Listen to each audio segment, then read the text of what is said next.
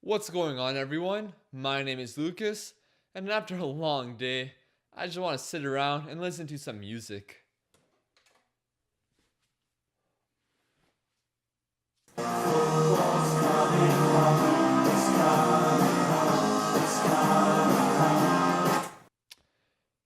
Yeah, who needs music, anyways?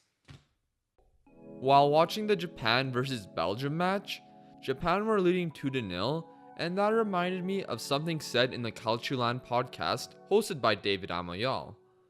At the beginning of the World Cup, there were people complaining about the quality of some teams in this tournament. David responded to that by comparing the World Cup to March Madness. If you aren't aware of March Madness, it's where the 64 best American colleges compete in a basketball tournament.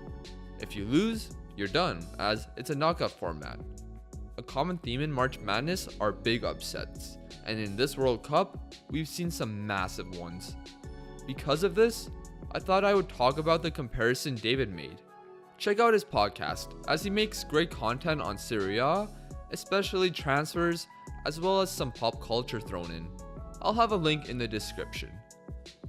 Before I get into it, I'm not saying March Madness is the same as the World Cup.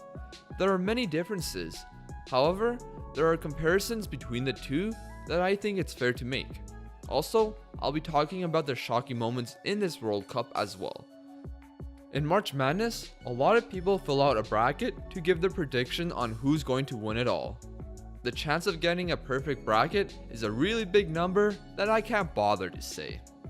I don't recall anyone having a perfect bracket, and a big reason why is that there's always an upset brewing in that tournament. There are 4 sections in the bracket based on regions in America, with 16 teams in each. First ranked team in this section play the 16th, the second play the 15th, etc. Now, before the tournament this year, no number 16 seed ever beat a first seed. There was a reason why I said before, and I'll get into that soon. How does this all relate to the World Cup? Unless if you've been sleeping under a rock, you must have witnessed the upsets so far in this tournament. The 2014 World Cup champions, Germany, well, they finished last in their group. Now, they didn't lose to the worst ranked team in the tournament. Nah, that was Spain. A Spain squad in which many people had them going far, if not winning the whole thing. Similar to March Madness this year, where one of the first seeds lost to the 16th. Virginia were the 4th favorite, or 10-1 to win the tournament, and they're the ones that lost. They lost to UMBA, a team that was 6.5 million to 1 in betting odds to win the whole thing. While on the topic of upsets, let's talk more about this year's shocks at the World Cup. Germany losing to Mexico and South Korea in the groups was already crazy, but Argentina barely making it to the knockout stages was surprising to me. Although when you saw the team play, it was a big mess waiting to happen. While Croatia, who many thought were a great team, topped the group. I honestly didn't think they were good enough to beat Argentina, but in the end, I was wrong. However, Denmark nearly ended their tournament, but thanks to Subasic, Croatia still have a chance. They should give another thanks to Spain, as with Russia winning in penalties, Croatia are surely favorites to make the final. But knowing how this tournament has gone, we could be in for another upset or two. We nearly got it with Japan, but a fantastic comeback from Belgium saved their blushes. Hats off to Japan for providing a fantastic match, and for their players and fans cleaning up for themselves after the match too. These upsets have definitely overshadowed Messi and Ronaldo both being eliminated in the round of 16. Their teams weren't the greatest in the tournament, and it's unfortunate as they could have met in the quarterfinals. Now that would have broken the internet. The last upset, or more of a shocking moment, is the penalty shootout between England and Colombia. Similar to Italy before winning the World Cup in 2006, and Spain before winning Euro 2008, England have been poor at penalties.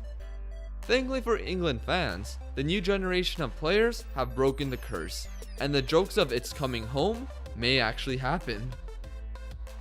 Obviously, there are some teams in the World Cup that aren't the greatest, but the World Cup is more than just crowning the best country in the world.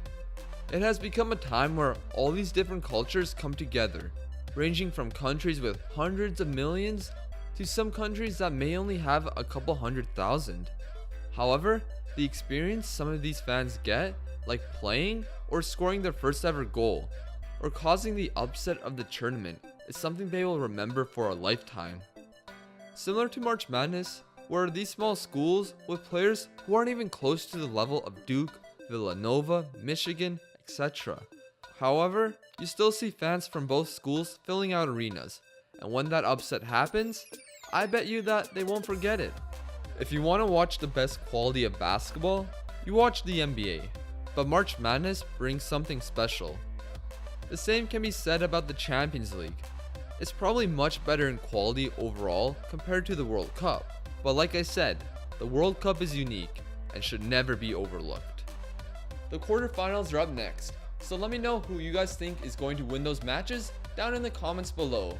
These are my choices to win, but before we head out, thank you for watching this video, and I'll leave you off with some of my predictions from earlier in the tournament.